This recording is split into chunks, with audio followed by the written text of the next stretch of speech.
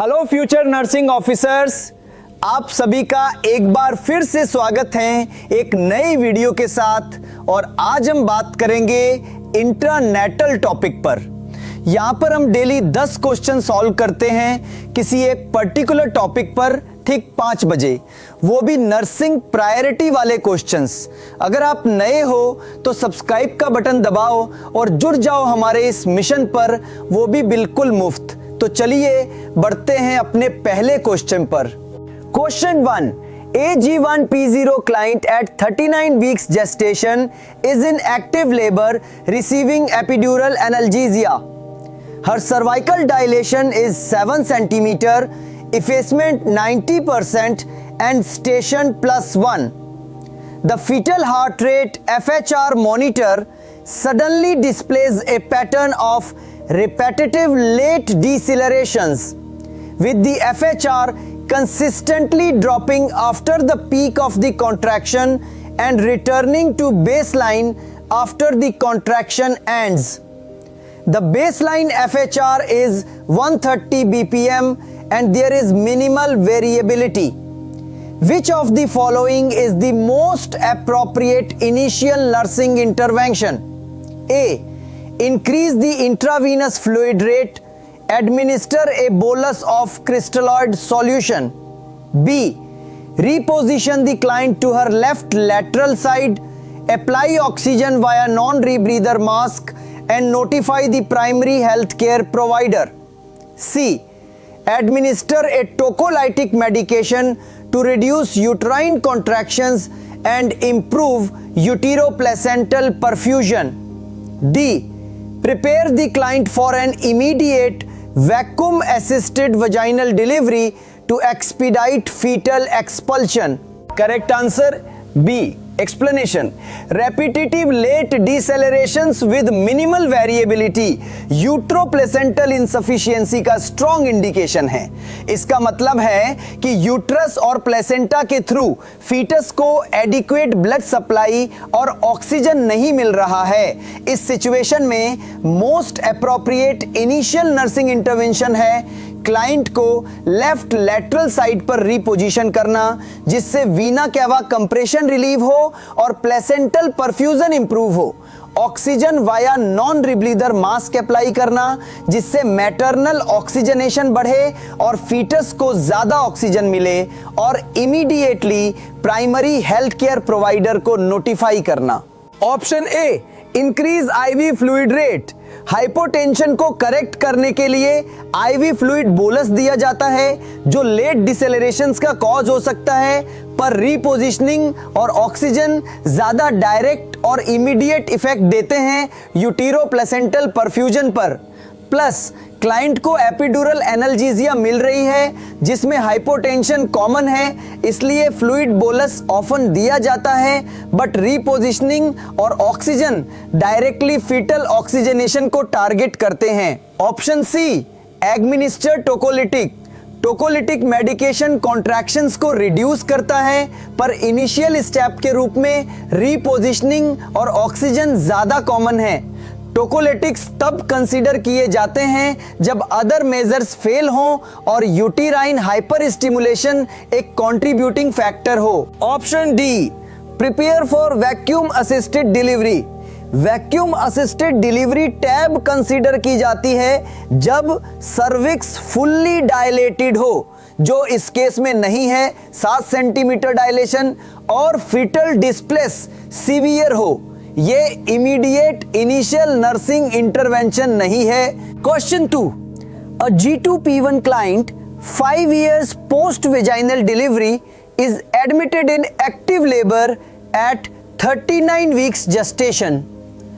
After 4 hours, her cervical examination reveals 6 centimeter dilation, 90% effacement and fetal station -1. Contractions are strong, lasting 60 to 70 seconds, occurring every 2 to 3 minutes. She reports intense rectal pressure. The nurse re-examines 2 hours later and the cervix is still 6 centimeters with no change in effacement or station. the FHR remains reassuring. Which of the following is the most likely diagnosis? A. Precipitous labor. B. Protracted active phase. C. Arrest of dilation. D. Arrest of descent. Correct answer C. Explanation: active labour typically 6 centimetre dilation से शुरू होती है।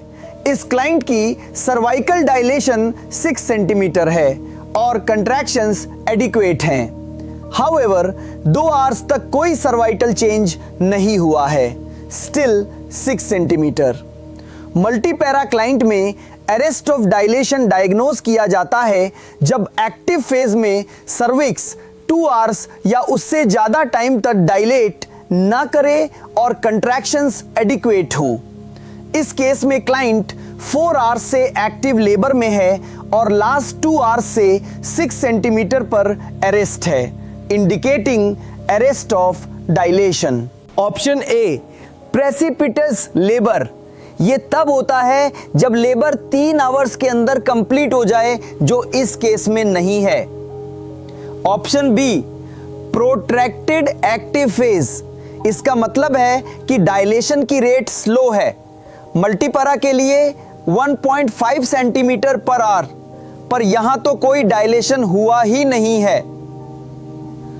Option D, arrest of descent. इसका मतलब होता है कि foetus का हेड डिसेंड नहीं कर रहा, पर यहां प्राइमरी इशू सर्वाइकल डायलेशन में स्टैग्नेशन है। Question 3, a G1 P0 client at 38 weeks gestation receives an epidural for pain management. 30 minutes after the epidural bolus, the client's blood pressure drops from 120/80 mm Hg to 90/50 mm Hg and she reports dizziness. The FHR monitor shows a baseline of 120 BPM with a loss of variability and several prolonged decelerations to 90 BPM. Which immediate nursing intervention takes precedence? A. Administer intravenous ephedrine 5 to 10 milligram. B. Discontinue the epidural infusion. C. Administer a 500 ml bolus of Ringer's lactate. D. Place the client in a Trendelenburg position. Correct answer A. Explanation: epidural analgesia का common side effect maternal hypotension है, जो vasodilation के कारण होता है। Maternal hypotension से यूट्रोप्लेसेंटल perfusion compromise हो सकती है, जिससे fetal bradycardia, loss of variability और प्रोलॉन्ग डिसिलरेशंस हो सकते हैं, जो फीटल डिस्ट्रेस इंडिकेट करते हैं। इस सीवियर कंडीशन में most immediate and effective intervention है वेजोप्रेसर मेडिकेशन, जैसे ephedrine 5 to 10 mg intravenously administer करना। एफिड्रिन पेरिफेरल वेस्कुलर रेजिस्टेंस को इंक्रीज करता है और ब्लड प्रेशर को रैपिडली रिस्टोर करता है, जिससे यूट्रोप्लेसेंटल ब्लड फ्लो इंप्रूव होता है। Option C, administer 500 ml Ringer's lactate bolus. Fluid bolus hypotension के इनिशियल मैनेजमेंट का पार्ट है और प्री एपिड्यूरल दिया जाता है, पर सीवियर हाइपोटेंशन और फीटल डिस्ट्रेस की प्रेजेंस में वेजोप्रेसर ज्यादा इमीडिएट इफेक्ट देता है। It would be given with the vasopressor but not as the precedence if severe. Option D, Trendelenburg position. इस पोजीशन से वीनस रिटर्न बढ़ती है, पर एफिड्रिन के जितना इफेक्टिव नहीं होता सीवियर हाइपोटेंशन के लिए। Also it might compromise maternal breathing and comfort. Option B, discontinue epidural infusion. ये एक लॉन्ग टर्म मेजर है और इमीडिएट हाइपोटेंशन को एड्रेस नहीं करेगा। Question 4, A G1 P0 client at 33 weeks gestation presents to the labor and delivery unit with spontaneous rupture of membranes SROM. She denies contractions or vaginal bleeding. Her vital signs are stable and the FHR is reassuring. A rapid GBS test is pending. Which of the following interventions would the nurse anticipate as part of the initial management plan? A. Immediate induction of labor to prevent chorioamnionitis. B.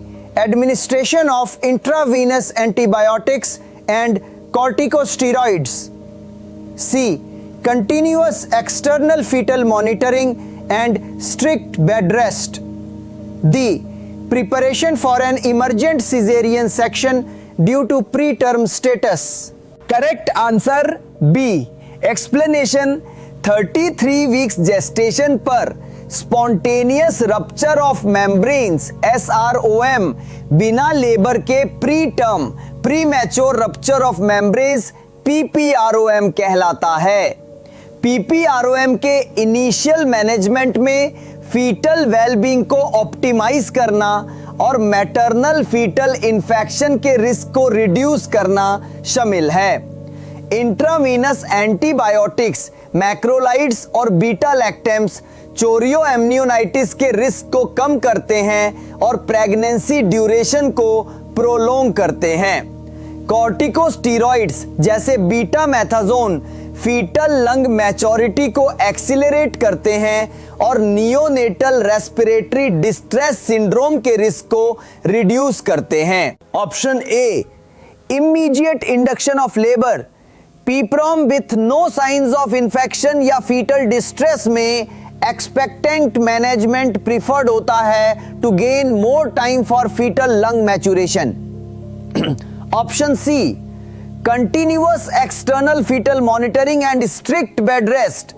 Fetal monitoring जरूरी है पर strict bed rest अब commonly recommend नहीं किया जाता unless specifically indicated.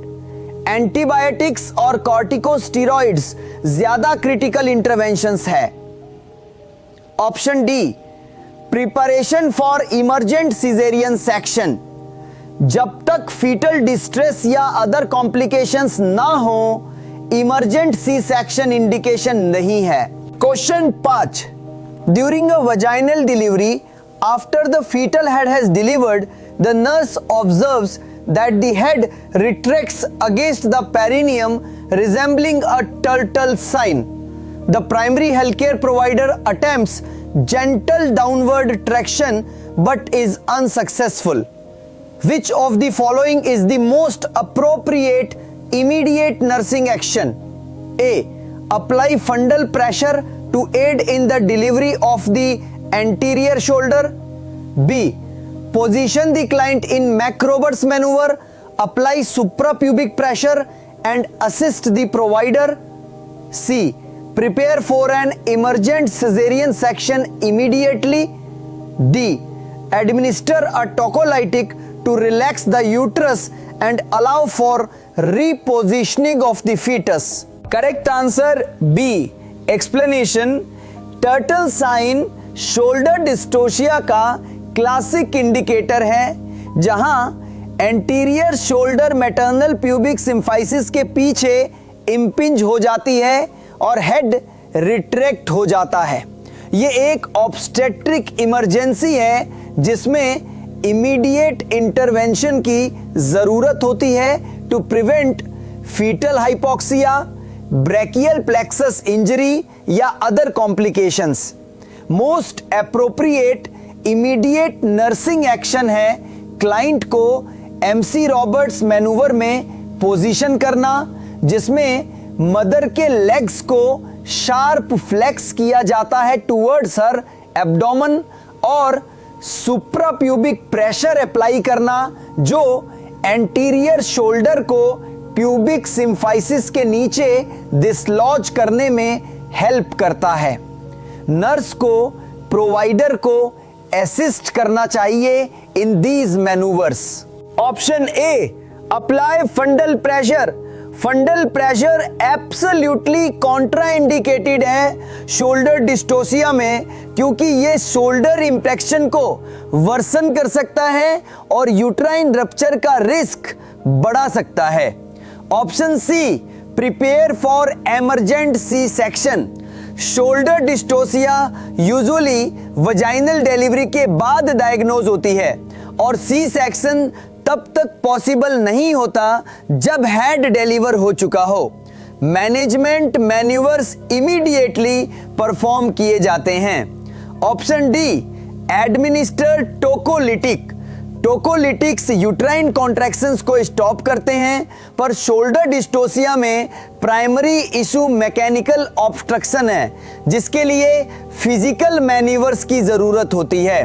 Question 6, a client at 40 weeks gestation in active labor suddenly develops acute dyspnea, cyanosis and profound hypotension. She becomes unresponsive. The FHR shows severe bradycardia. The nurse's initial suspicion should be for which life-threatening obstetric emergency? A, pulmonary embolism. B, amniotic fluid embolism, AFE. C, eclamptic seizure. D, uterine rupture. Correct answer B, explanation. amniotic fluid embolism AFE एक rare, unpredictable और catastrophic obstetric emergency है।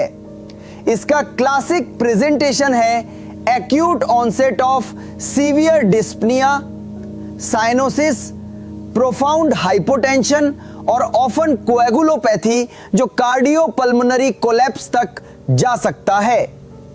Fetal bradycardia भी common है क्योंकि maternal oxygenation और perfusion compromise हो जाती है।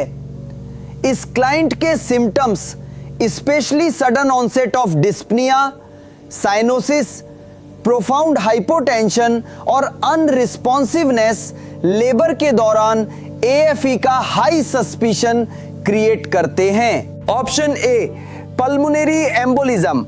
सिम्टम्स ओवरलैप हो सकते हैं डिस्पनिया, सायानोसिस, पर AFE का ऑनसेट ज्यादा सडन और कैटास्ट्रॉफिक होता है और कोएगुलोपैथी ज्यादा प्रोमिनेंट है। ऑप्शन सी, एक्लैम्प्टिक सीजर। एक्लैम्प्सिया में सीजर्स होते हैं पर हाइपोटेंशन और सायानोसिस प्राइमरी प्रेजेंटिंग सिम्टम्स नहीं होते। Option D, uterine rupture. Uterine rupture में severe abdominal pain, sudden FHR decelerations और ब्लीडिंग हो सकती है, पर एक्यूट डिस्पनिया और सायानोसिस AFE के हॉलमार्क हैं। Question 7, during a vaginal examination of a G1T0 client at 39 weeks gestation following spontaneous rupture of membranes SROM, the nurse palpates a pulsating soft structure protruding from the cervix. Immediately after noting a sudden, severe and prolonged fetal bradycardia on the monitor, which immediate nursing action is critical? A, place the client in a supine position with legs elevated. B, apply gentle continuous upward pressure to the presenting part with a gloved hand to relieve cord compression. C, administer a tocolytic medication to reduce uterine contractions. D, prepare for an immediate vaginal delivery as the cervix is likely fully dilated. Correct answer B, explanation. SROM के बाद pulsating soft structure का palpation और sudden severe prolonged fetal bradycardia umbilical cord prolapse का diagnostic sign है। ये एक obstetric emergency है क्योंकि अम्बिलिकल कॉर्ड कंप्रेस हो जाती है, जिससे fetal oxygen supply cut off हो जाती है।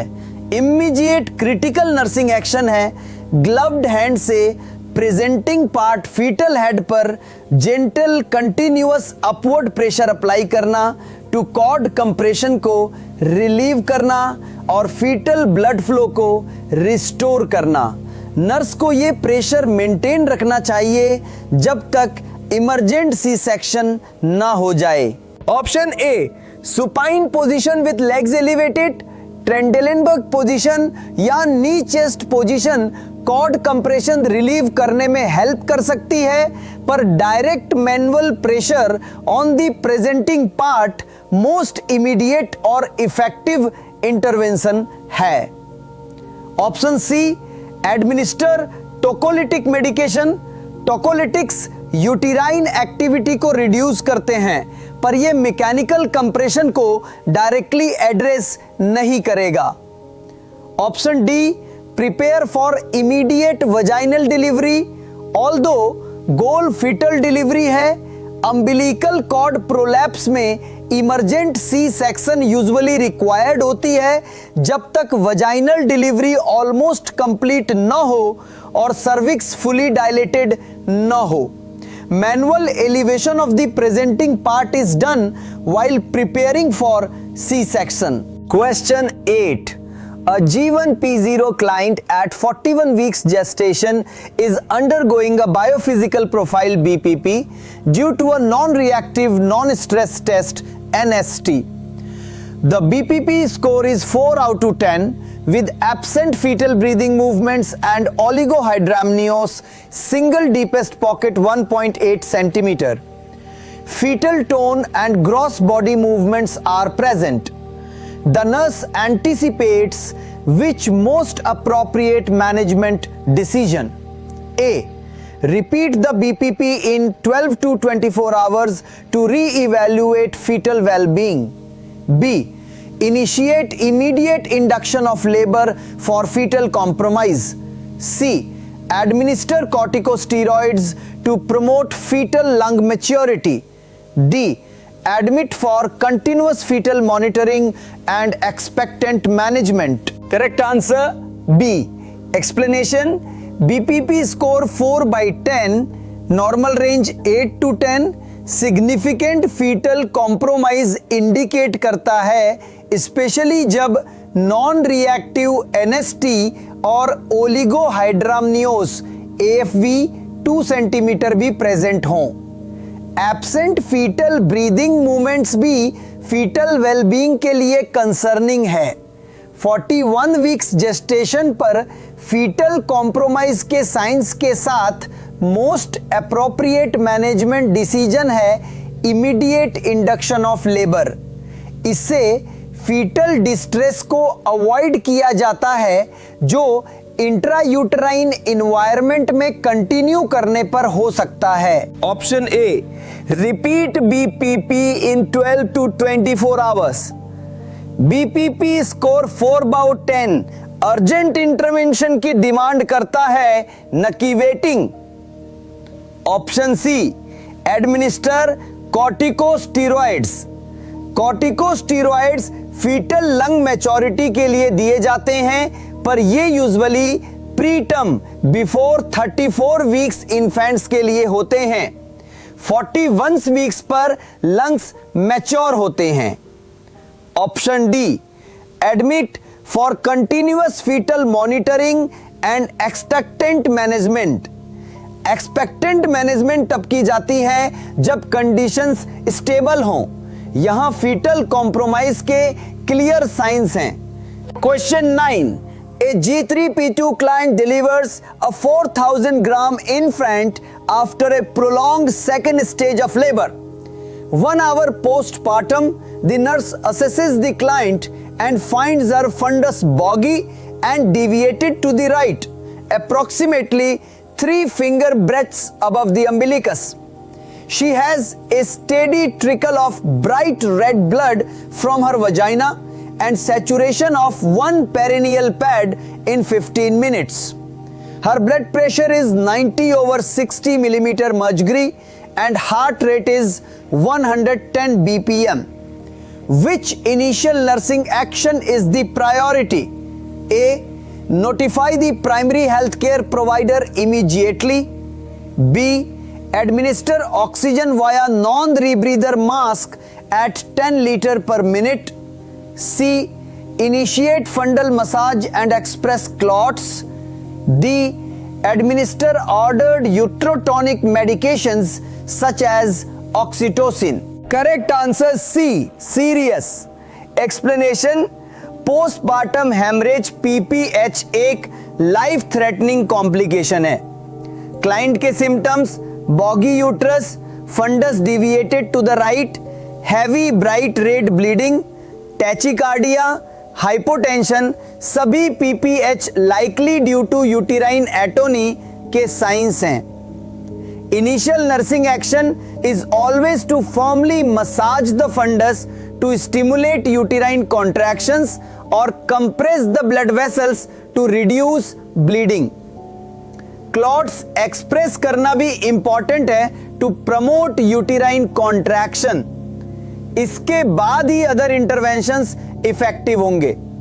Option A, notify provider. While important, nursing action takes precedence to stabilize the client before notifying. Option B, administer oxygen. Hypovolemic shock due to blood loss में oxygen support जरूरी है, पर primary issue bleeding को control करना है। Option D, administer uterotonics. Uterotonic medications जैसे oxytocin usually fundal massage के immediately बाद या कॉन्टोमिटेंटली एडमिनिस्टर किए जाते हैं, पर fundal massage first line immediate physical intervention है। क्वेश्चन 10, ए जीवन P0 client is in the first stage of labor.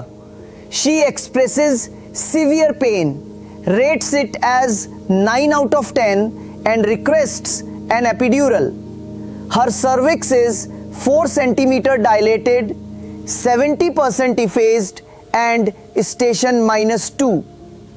The nurse knows that before the epidural can be administered, which essential assessment or intervention must be completed?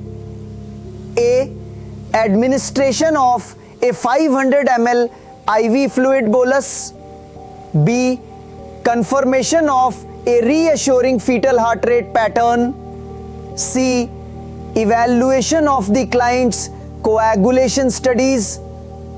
D, verification of adequate maternal hydration and urinary output. Correct answer C. Explanation, epidural analgesia देने से पहले client की coagulation status assess करना essential है।